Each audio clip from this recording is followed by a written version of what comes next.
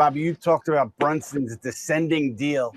After the season that he had, year one of that contract, is it accurate to say that that's one of the best contracts in the league right now? I mean, if you were ranking solid contracts, big money contracts that are solid, where would you put his, generally speaking?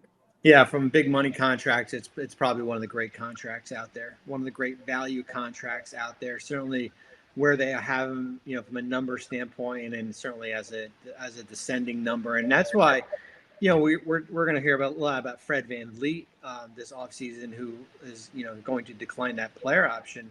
I mean, I don't know if I can pay him more than what Jalen Brunson is getting on the market, and I'm sure he probably will get a bigger contract.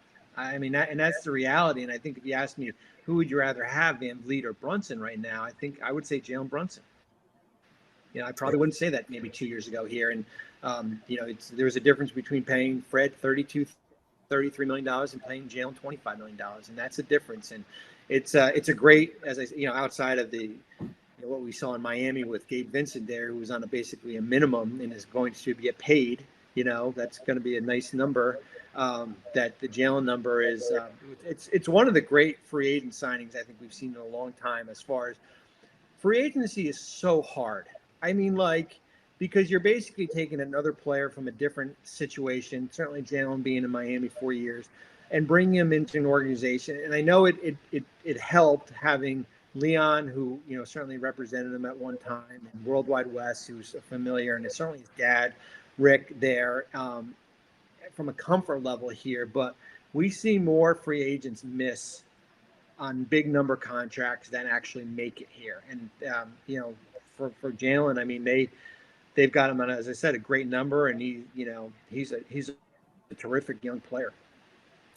CP, one of the most passionate Knicks fans I know. As you're listening to Bobby, are you pumping your fist under the table there? Are you getting excited just because of the way he put that contract in context? It's an absolute steal, man. An absolute steal. Something the Knicks have gotten right, and Dolan wanted Leon and those guys to bring in the star. Well, Jalen Brunson's star was certainly on the big stage, especially in the playoffs, and what he did, getting them past the Cavs and being the one guy that could solve that Heat defense. I mean, that Heat defense was stifling throughout their playoff run, but Jalen Brunson certainly had no problem. So we have one piece.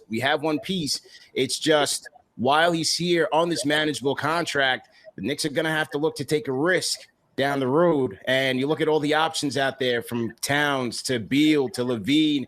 There's risk with all these guys. There's injury risk. Can these guys get it done?